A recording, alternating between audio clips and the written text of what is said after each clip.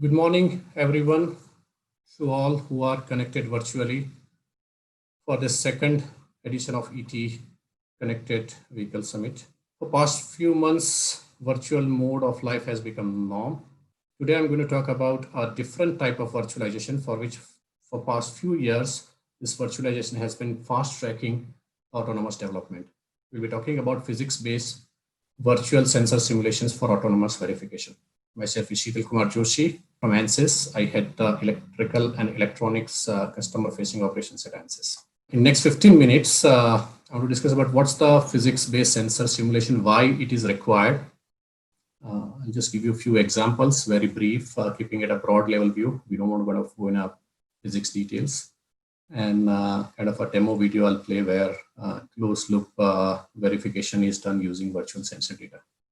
So just as a custom, I'll start with a short introduction of my organization. ANSYS is a provider of engineering simulation software, which is used to predict how product designs behave in the real life environments. We are about 4,400 professionals founded in 1970. Many of them are MS PhD in the finite element or computational fluid dynamics or electromagnetics area or semiconductor, as well as optimization. ANSYS is listed as one of the most innovative companies, and we help other innovative companies to develop their products. We are focusing specifically on 5G, electrification, and mobility. Okay, so let's me move to the topic, why physics-based sensor? Let me start with that question. We need a training data for a safe and reliable autonomous development. One way of acquiring data is to conduct a road test with all type of sensors, and whatever data that we collect, that we can take and feed it to over the air testing, where we can use those data to train the algorithms. Okay. Now, this methodology has one drawback, that it's slow. I mean, one of the example over here, like Google Waymo car a few years back, it took about 9 years to run 4 million miles. So instead of that, if we can go in a virtual mode, the same Waymo car could complete 2.5 billion simulated miles in just 1 year. So it saves the time considerably. Now, it's not just a time, but if you see from Indian context, cost is a important phenomena. How best you can optimize the number of placement of sensors, how you can work with a minimum number of sensors, how you can optimize the number of tests that we will have to redo at our Indian conditions, and reducing the test, optimizing number of sensors without kind of compromising the required redundancy and safety. And finally, virtual sensor can help studying the scenarios which we may not be able to kind of orchestrate in the real life situation. So this is the background behind why virtual sensor. Before I introduce you with all sensors, let me just briefly talk about automotive technology stack. And of course, our ANSYS platform is also built on the similar technology stack, where we have kind of a partnership with the industry, cloud partners, agile partners, driving in loop simulators. Okay. Now, getting a little deeper in the technology stack, what you see on the left-hand side are the sensor, and is a radar, camera, LiDAR. Then you have sensor perception and sensor fusion. So this is basically when we have human driver, when you go for driving, kind of we can see what all is happening outside, and based on that, we process it and we take the decision. Now we are replacing that with the sensors. So we are replacing that with the multiple sensors. So all those sensors, data collection needs to be done. Then the sensor fusion is done, in which also the algorithms of identifying, machine learning algorithm of identifying the object, speed, and then all sort of information which generally as a human mind we are used to processing, that will be processed, and that would be kind of used for making decision of actuators, turning the actuators on, off, or making any decision for the car. Now, how does the simulation come in picture over here? While we can, as I mentioned, collect the data in a real life by testing real life testing. On the simulations also, you could virtually simulate the various sensor scenarios and feed the entire simulation scenarios into the autonomous technology stack in the sensor perception side. Okay. So instead of actual real camera lying on the now on the car, you are passing on the image that are simulated on the computer. That's how simulations of the virtual sensors is coming into picture in the entire ADAS technology stack. Let me now jump to the topic of the sensor. These are the key 4 sensors that you can see. ANSYS provide a really broad range of physics-based virtual sensor modeling for all major sensors, that is radar, camera, LiDAR, and ultrasonic. Each of them are having the different physics. Radar has worked on electromagnetic, camera is working on optical physics. Similarly, ultrasound and LiDAR simulations are done on opticals as well as ultrasound physics. Okay. Now, this physics that can be simulated at a component level to start with. So each of the sensors can be simulated at component level, how the sensors work. Then when we put the sensors on the vehicle, how the effect of putting on the vehicle, that can be simulated. And thereafter, you can do a complete scenario of putting the sensor on the vehicle all in virtual mode. You are having a CAD file for the car and the sensor data, and the CAD file for the entire geometry like city data or whatever terrain, and you can do a simulation. And I'll show you that in next 2-3 slides. So let me start with our first sensor. That is, I'm going to talk about camera sensor. And here we simulate optical physics. Okay, so what you see here is a right-hand side is actually simulated environment using the terrain CAD file of the terrain or city or building or maps. We have entered into the software, and software could calculate the light, reflection, diffraction, even it takes care of the material properties of the surfaces, and kind of give an image, what image a camera could see in a real life. Many times I get a question, such kind of rendering we often see in the video games. Okay, so why can't we use that? Yes, that's perfectly true. Video games have such renderings. In video game also, there are some algorithms are used to generate this rendering, but those are not supposed to be physics accurate algorithms because we don't need that high level of accuracy. Whereas for ADAS autonomous, we need an absolute accuracy of the simulations of the results. Okay, so that's the difference between these two. Over here in camera, we can take care of the different effects I mentioned. There's a kind of another view where a daytime versus nighttime. I hope this videos are playing without any lag, but kind of a camera is going in a daytime and there's some obstruction comes and maybe vehicle decides to go change the lane. And then similarly, in the same simulation, I can just switch off the lights, or maybe say it's not a day mode, it's a night mode, and I can rerun the simulation immediately. I don't have to kind of do 2 separate tests in a daytime and nighttime in a real life to go there. I could simulate different scenarios and light conditions and time of the day and all. So basically, camera is the first important sensor which can give us identification of the objects. But what camera misses is we cannot get idea about the speed of the object that is there in front of us. Exact location, speed, that may not be very clear. Okay, so that has a limitation.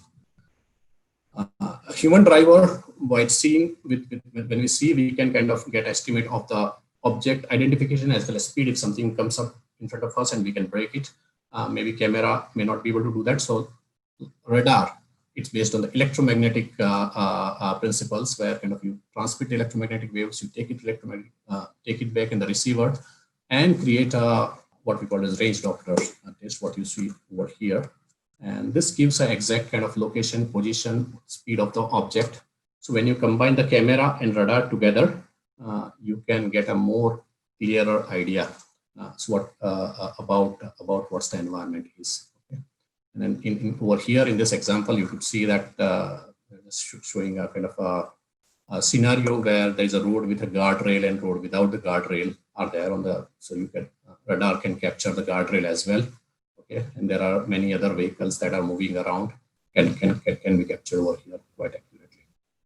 Now this Doppler test would be moving straight to the perception algorithm, what I showed you before, that sensors are going to perception algorithm and fusion and machine learning. So whatever camera feed we generated, plus whatever radar feed we are generating, both of them, this range Doppler test, both of that we are feeding into the AI and machine learning algorithm for identifying the object.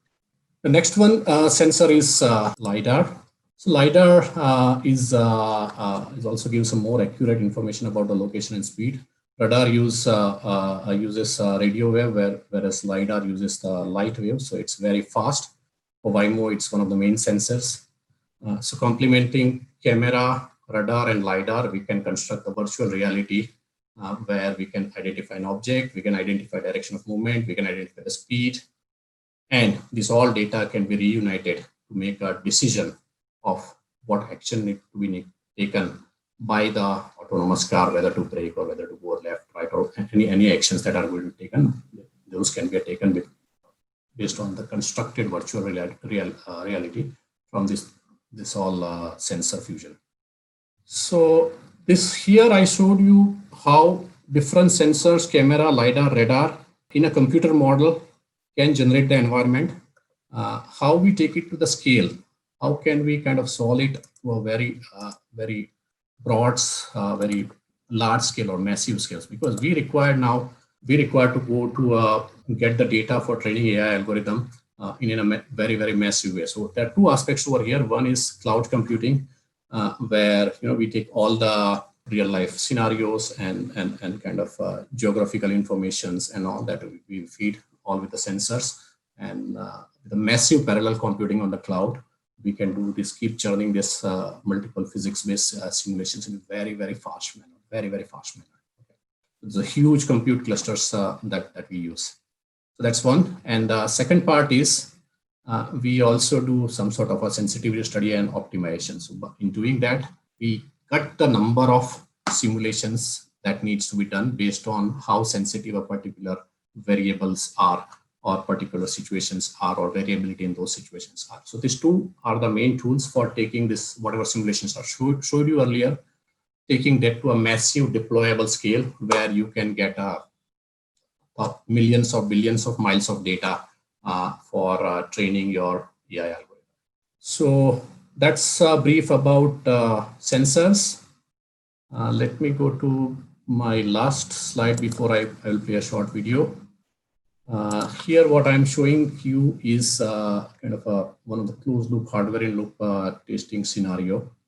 And I'll just try to connect whatever simulations we do, either with camera or radar, LiDAR, and all in computer. We are not going in the car in the real life. We are just kind of doing all simulation in computer, and a lot of map data and city data and everything we can kind of, and whatever outputs we get, the camera images or kind of range Doppler plots and all, we can give it directly to the sensor receptor over here. Either this can have a real data or it can have a simulated data, and those data can kind of go forward here in ECU. Can this is a camera hardware in loop camera agile testing, so it can go into the ECU as well as it can process. It can identify is whether human is walking, or if there's another car, or there's a guardrail, or there's a street light. So all those decisions are made over there, and then it's fed back to the algorithm which controls the vehicle dynamics simulations over here. And vehicle dynamics simulations will decide whether it's based on the car dynamics, whether kind of it's a small car or a big car, based on there, whether to brake, to what extent to brake, to what extent to accelerate, and so on is being done. Okay. So that's the closed loop simulation. And also this gives you an idea what all sensor we saw before, how this can be kind of integrated in a closed loop. So far I provided you an idea about the sensors, different type of sensor, how those can be modeled, how a massive scale simulation is done, and how these results are finally can be used in a closed loop. I'll play a short video now, which gives a broad idea about our other tool chain or complete kind of VRX and closed loop simulation tool chains. And this is a part of a full demo that I'm playing over here. Hope that's visible and you can hear. Chapter 3, Closed Loop Simulation. We now test the system with a closed-loop simulation in a virtual environment. With ANSYS VR Experience Driving Simulator powered by Scanner, we can create roads, virtual environments, and define vehicle dynamics and traffic. The next step is to simulate driving scenarios with an ego vehicle equipped with virtual sensors and vehicle dynamics. In ANSYS VR Experience sensors, camera, LiDAR, and radar sensors are simulated with high-fidelity physics. The scenario begins with the AI-based planner in control of the vehicle. We simulate a case where the AI-based planner mistakenly provides a plan that would cause a collision. The selector catches the error and switches over to the adaptive cruise control planner, which maintains a safe following distance. The car in front of us happens to turn right, and a pedestrian unexpectedly crosses the road in our path of travel. In this view, we are looking through the ego driver's view. Simulation makes it easy to rapidly test thousands of different conditions. For instance, varying the time of day, location, and road conditions. Here's the actual dashboard of our autonomous vehicle. We can see what the driver's view will be while traveling in the vehicle. This visual dashboard is created with ANSYS SCADE display, powered by the control code that we discussed earlier, created in ANSYS SCADE Suite. We can see that the autonomous vehicle starts in cruise control mode and is following the vehicle ahead of it at a set target speed and following distance. On the bottom of the screen, we can see 2D visualizations in terms of a point cloud and a top-down view of the same 3D LiDAR perception and ground truth data used by SCADE Suite. Although the AI is telling us to drive straight ahead, the safety gate detects that there is an object in the planned path and invalidates the plan. The selector chooses the next valid plan, which is the safing plan, causing the vehicle to brake at 100% to avoid a collision. We can see the pedestrian walking in front of the car on the depth and perception displays. The pedestrian clears the path of the vehicle, and the ego vehicle returns to the AI planner mode. Now let's add some variability. The top screen is the same scenario that we have seen earlier. On the middle screen, we have altered the road conditions so that the grip traction is less effective, like with an icy road or worn tires. With these new conditions, we discover that the algorithm does not work effectively and needs to be adjusted. Finally, on the bottom screen, we have added an additional safety gate limiting the maximum speed and throttle depending on road condition.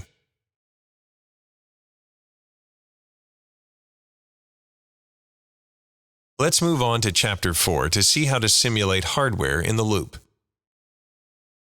All right, so I hope that provided a good view. And then the last one, the one you see on the screen right now, that's pretty interesting, that once you have created an original scenario, and if you need to do any variable, like there is a road is different, like low grip road or any added safety gate, the rerun of the simulation can be done quite fast, quite easily, okay, as compared to probably in the real life, we will have to do the test in a different road condition differently at a different time. So that's another major advantage. With that, I will close my talk. I hope that this gives you an idea about what the sensor, virtual physics-based virtual sensor is, why they are required, how they work very briefly, and how they can be used in the closed loop simulations. Thank you very much.